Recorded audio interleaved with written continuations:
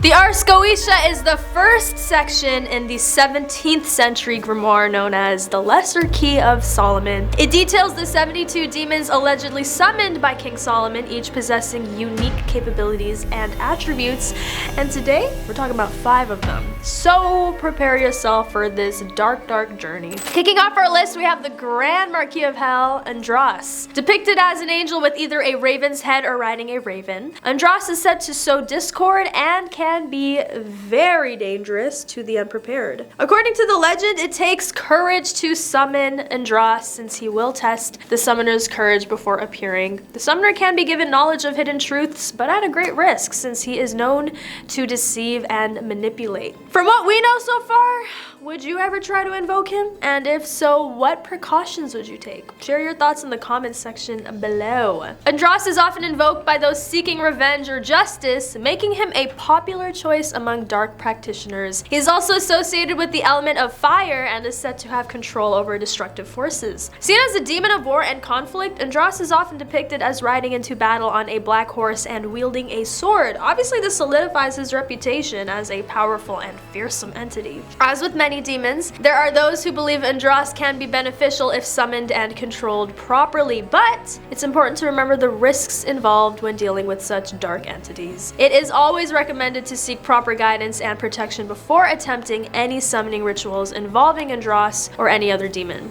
On top of that, Andras is believed to have a special connection with crows and ravens. These birds are often seen as messengers of darkness, which further adds to the ominous aura surrounding Andras. Some also believe that Andras has the power to shapeshift into different forms, making it easier for him to deceive his victims. This ability adds a level of unpredictability and danger when dealing with this demon. Next up, we have Beleth, a powerful and frightening king of hell who commands 85 legions of demons. He is known for his furious and roaring voice, and he rides a pale horse. Beleth is depicted as a soldier wearing red armor with fiery eyes and a fierce countenance. Beleth's name derives from the Canaanite god Baal, which means Lord. He was worshipped by ancient civilizations as a deity of fertility, rain, and storms. However, in Christian demonology, he is seen as one of the most dangerous demons capable of instigating bloody wars and causing destruction. Beleth is also known for his ability to deceive and manipulate humans. He can appear in the form of a man or beast, often taking the shape of a cat, dog, or even an angel.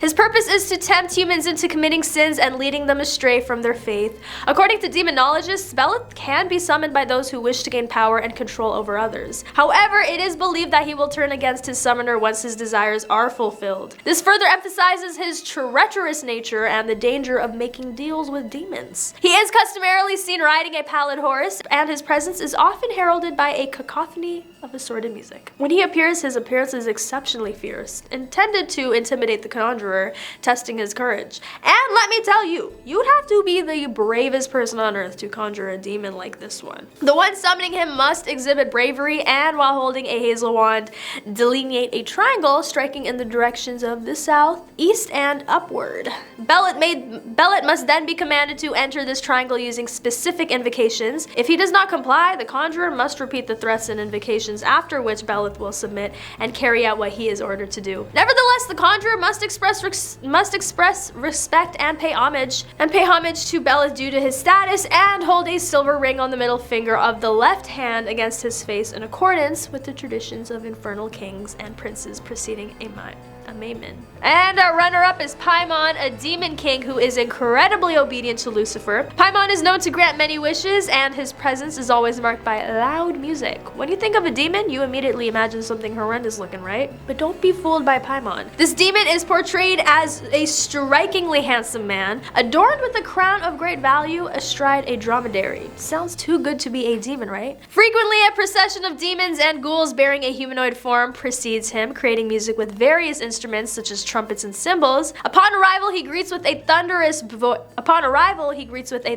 voice, booming and roaring for some time until the summoner gains control. Paemon's control over sound is not merely for show, but it also serves a purpose. In demonology, Paemon is often associated with divination and the ability to reveal hidden knowledge. His loud music and booming voice are believed to serve as a medium for communication between the human world and the spiritual realm. This makes him a valuable ally for those seeking answers or guidance from beyond. Paemon's role as a demon king Calling also grants him immense power and authority among other demons. He is often depicted as having the ability to control and command legions of demonic entities, making him a formidable force in the supernatural world. Despite being portrayed as a powerful and intimidating figure, Paemon is said to be incredibly obedient to Lucifer and often acts as his messenger, carrying out his orders without question. This further solidifies his reputation as a loyal and trustworthy demon. Paemon's portrayal as a handsome, charming figure, coupled with his abilities and loyalty, has made him a popular character in literature, films, and other forms of media. He's often seen as a symbol of temptation and the dangers of seeking power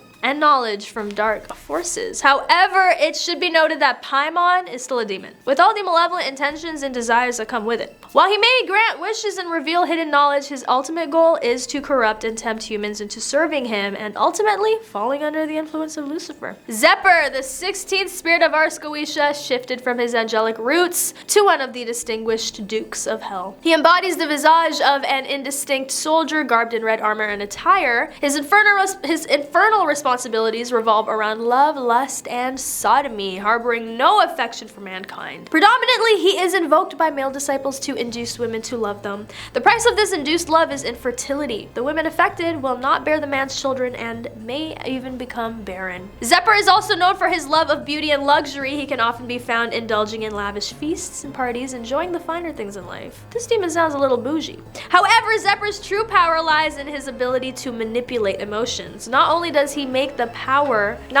have the power to make women fall in love with men, but he can also incite feelings of jealousy, hatred, and anger in those around him. This power makes Zepar a dangerous adversary, as he can turn friends against each other or cause chaos and destruction with just a flick of his wrist. He is also known for being quite cunning and manipulative, often using his charm to get what he wants. But despite his sinister reputation, Zepar is not all bad, apparently. He is said to be fiercely loyal to those he considers friends and will do anything to protect them. He also has a deep love for music and is known for his beautiful singing voice. Perhaps the most intriguing aspect of Zepar is his seemingly contradictory nature.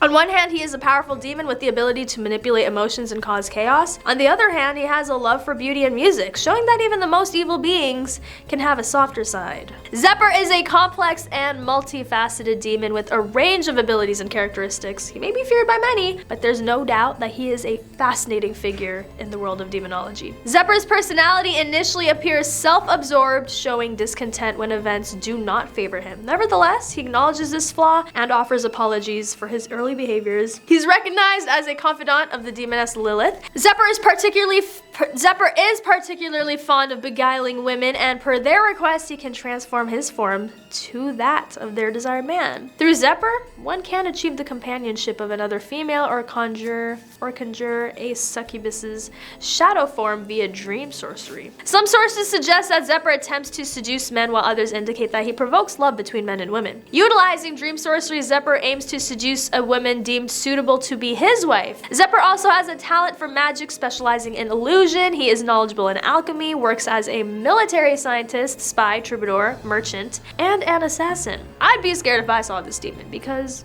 what can't he do? And finally, the first and the most formidable among them, Bael. Originally belonging to the ranks of highly regarded angels, Bael participated alongside Lucifer in the heavenly war. Following this celestial conflict, he was expelled with his rebel companions into the chasm that subsequently evolved into hell. According to folklore, Bael was once an angel who fell from grace due to his pride and rebellion against God. He was cast out of heaven and sent to rule over the underworld, where he became the powerful demon we know today. Bael is often described as a fierce demon with 3 heads, one of a toad, another of a cat, and the last one of a human. This physical appearance makes him stand out among other demons and has been the subject of many stories and